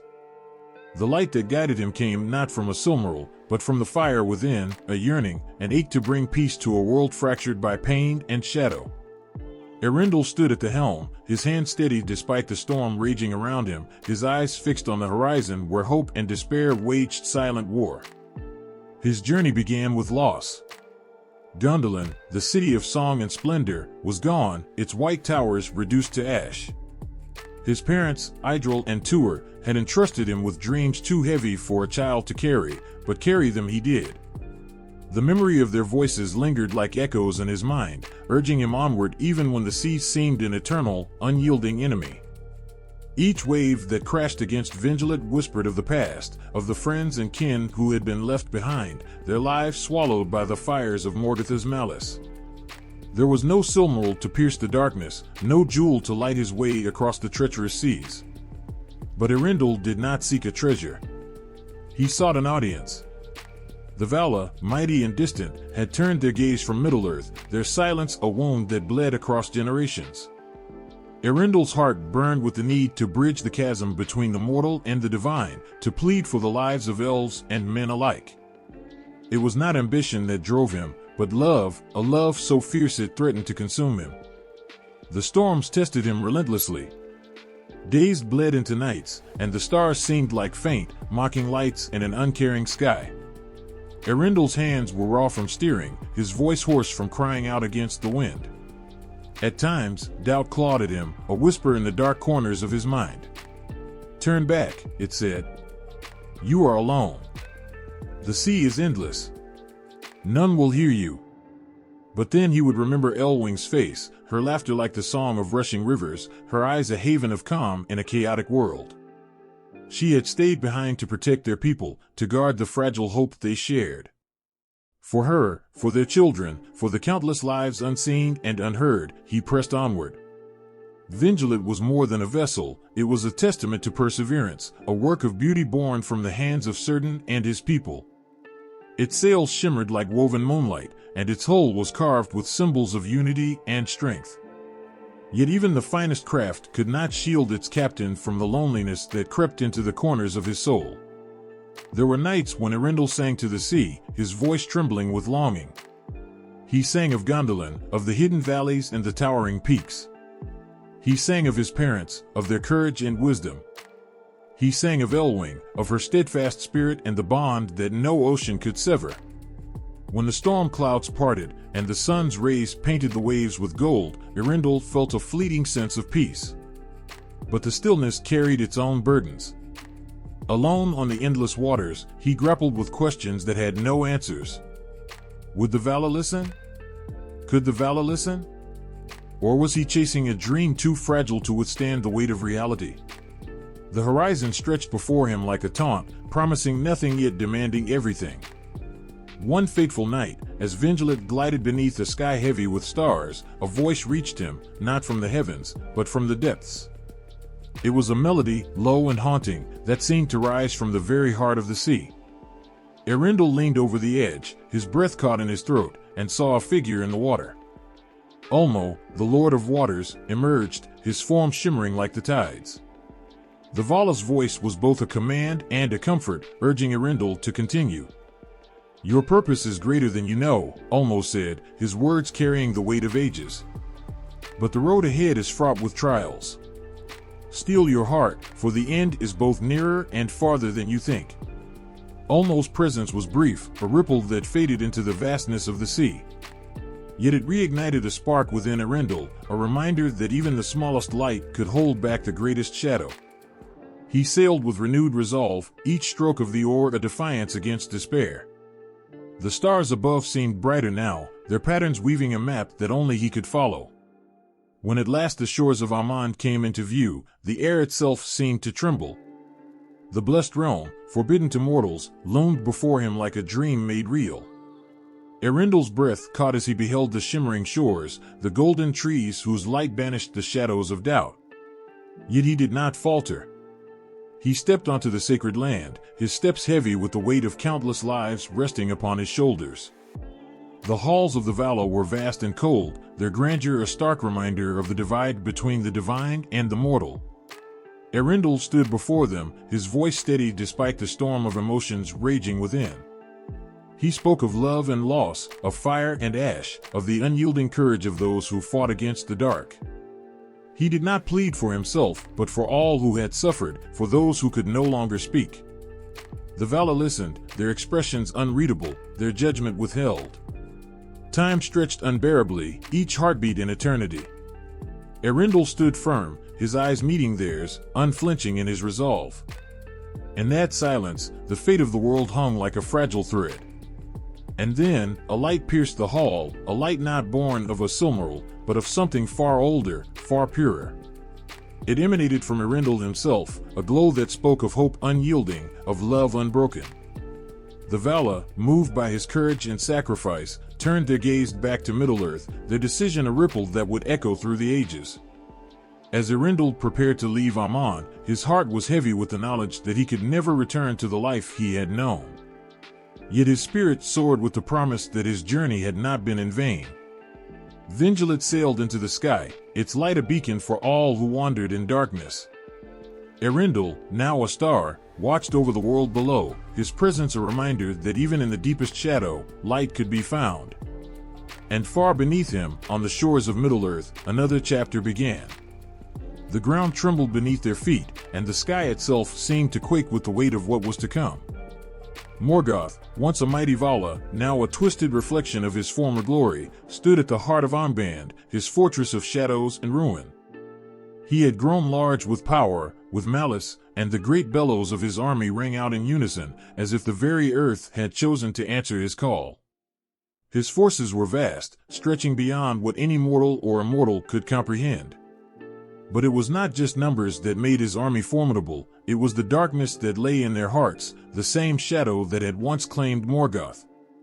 There was no Silmaril now, no jewel to be stolen, no treasure to be hoarded or protected. And yet, that did not mean Morgoth's ambition had waned.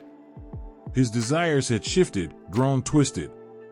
Now, he sought nothing less than the utter destruction of all that was good.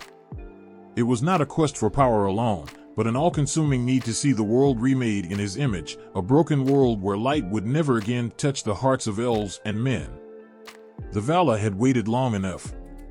They had watched from afar as Middle-earth burned, as cities fell and the cries of the innocent rose like smoke.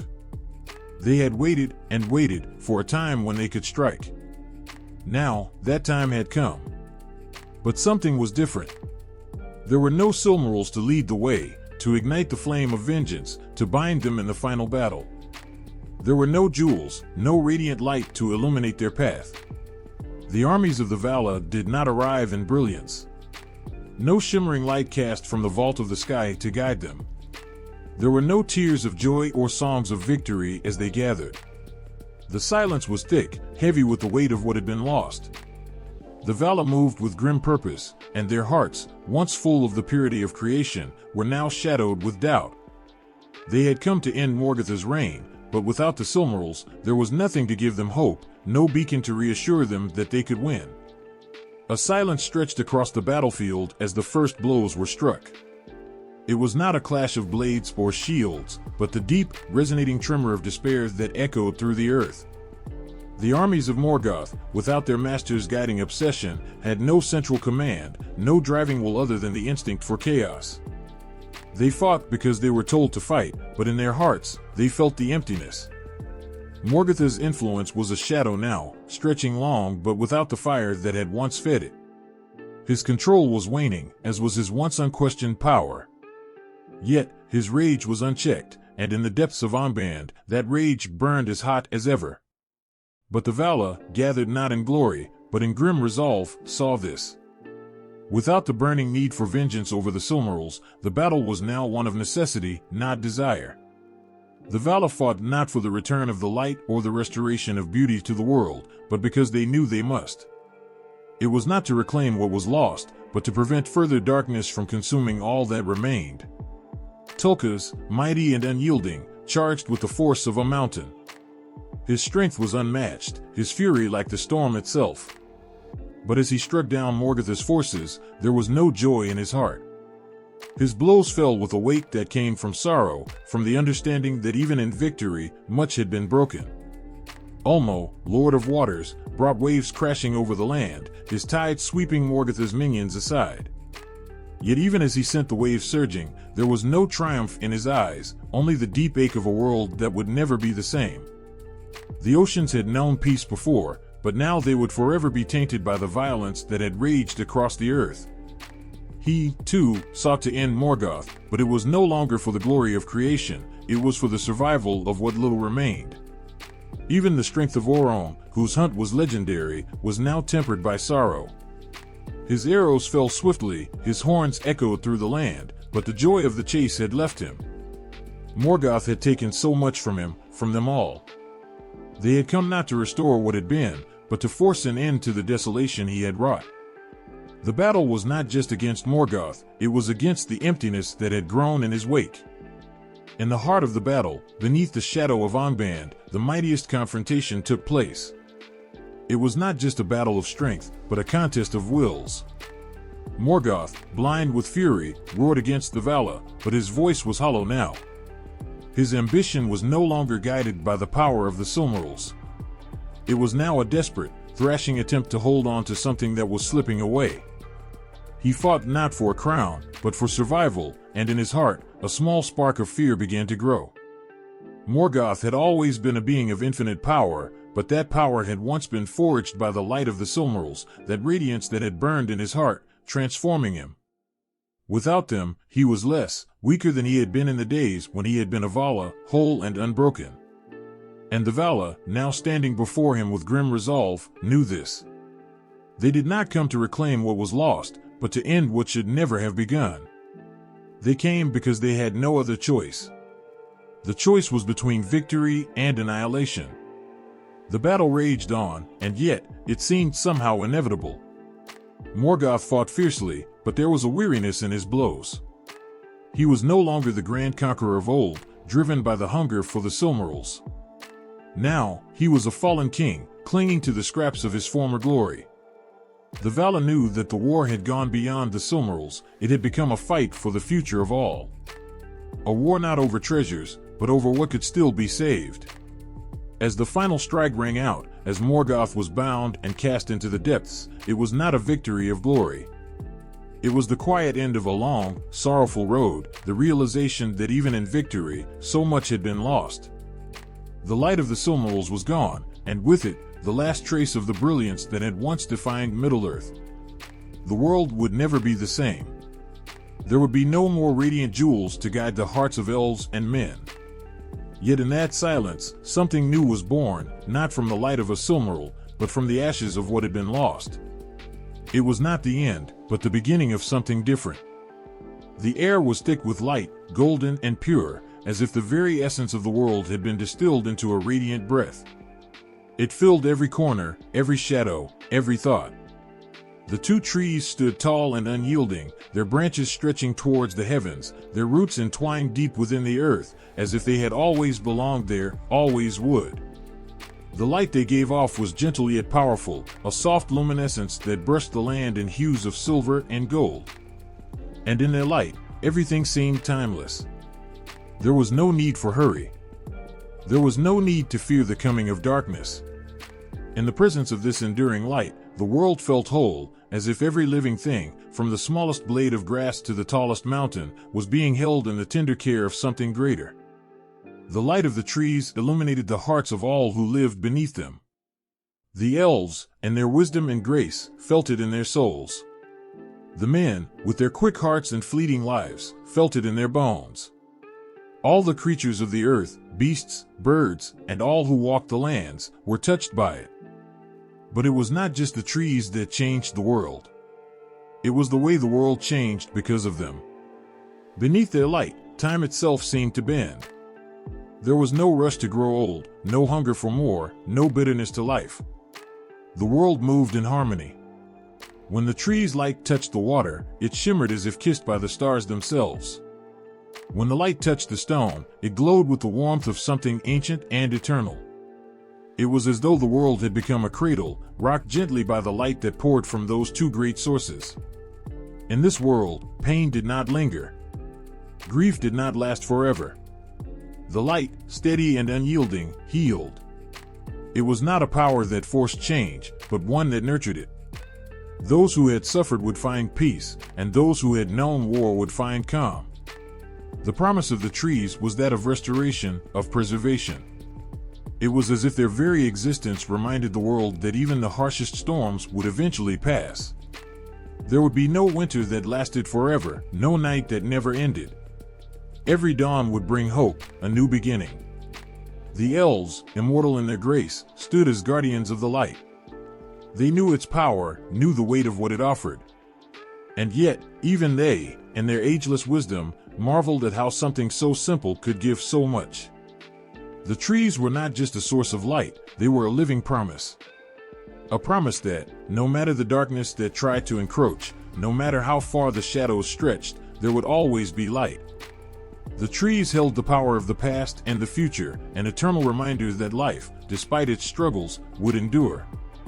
Yet, it wasn't only the elves who found solace in their light.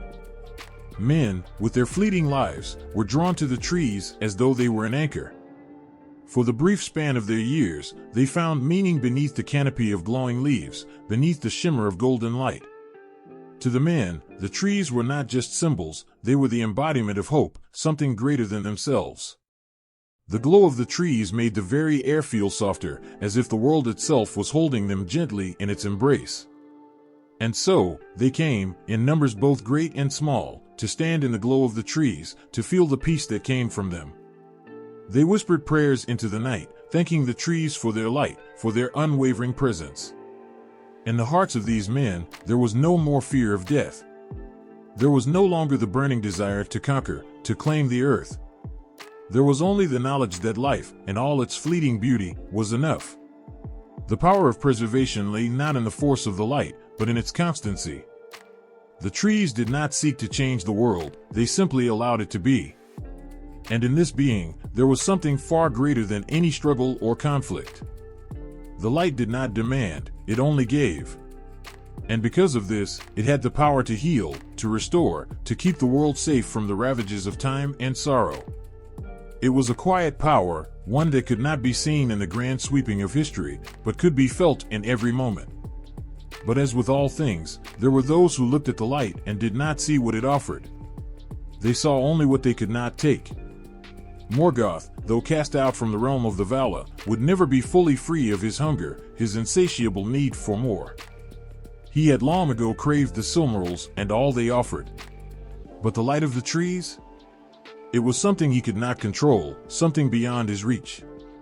This, too, made him burn with rage. He would destroy it, burn it all down, if only to prove that nothing was beyond his grasp. The conflict between light and shadow would not end easily. The light of the trees was a quiet, unwavering presence, but the darkness that sought to consume it was fierce and relentless. Morgoth's rage would one day rise again, and when it did, it would threaten to choke the life from the world itself. But even as his shadow stretched long across the land, there would always be the glimmer of hope, the reminder of what had come before, what had been preserved. In this world, where the light of the two trees never fades, the struggle between light and darkness would persist. But it would not be the same. The power of the trees was not simply a force of radiance, it was a force of preservation, of endurance. The light did not flicker out with every passing storm. It did not dim with every wound inflicted upon the world. It remained, steadfast and sure, a promise that the world would never forget what it had once been, what it could still be. And so, even as the darkness rose and the world trembled under the weight of war, the light of the two trees remained, a quiet, unyielding presence. For the first time in history, there was hope that, no matter what came next, the world would always remember its beginnings. The world would always have light. Fëanor stood on the precipice of his greatest creation, his hands trembling as he gazed upon the works he had brought to life. His mind, sharp and brilliant, had once seen the world in fragments, each piece a puzzle to be solved, each challenge an invitation to push further. But now, the fruits of his labor were more than just inventions, they were legacies, each one an imprint of his soul. He had forged not only the Silmarils, but the very heart of a world, and in that world, nothing would ever be the same again.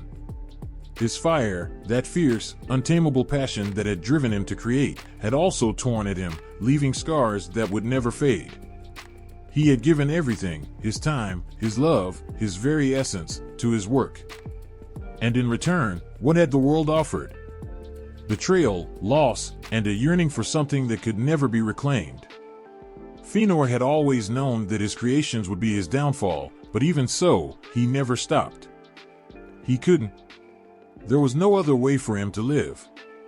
The desire to shape the world was woven into the fabric of his being. It wasn't just the Silmarils that would define him. It was his boundless creativity, his hunger to mold the world into something greater than it was. He had carved the very stars into jewels, infused them with his spirit, and given them life. The light they cast was a reflection of his own brilliance, fiery, sharp, unyielding. But for all the light, there were shadows, creeping slowly from every corner. In the places where his creations had touched, darkness followed. In the hearts of those who had come into contact with his fire, there was a restless hunger.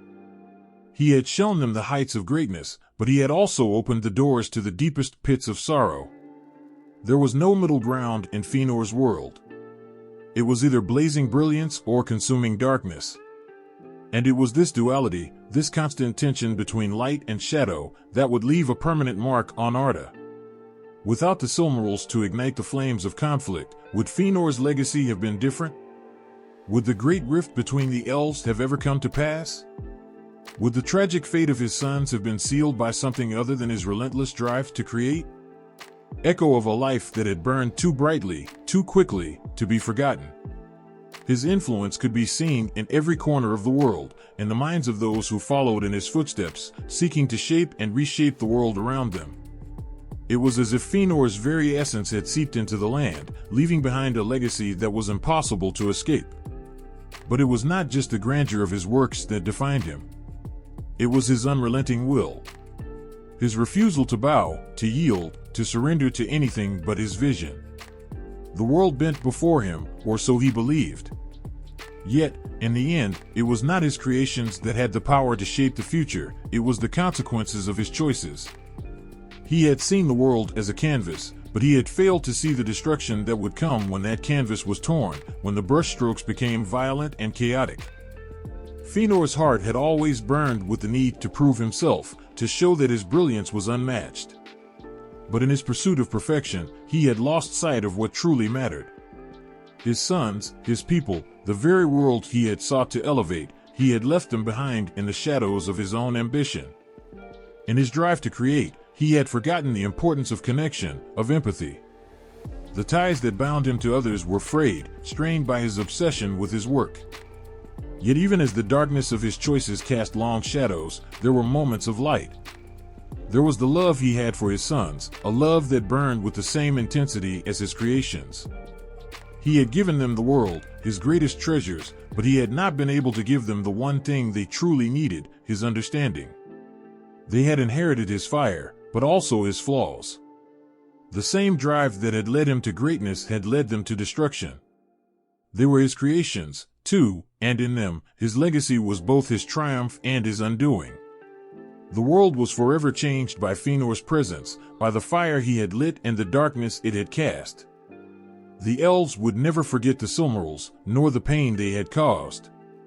The men who came after would look to the legacy of the Noldor with awe, fear, and reverence.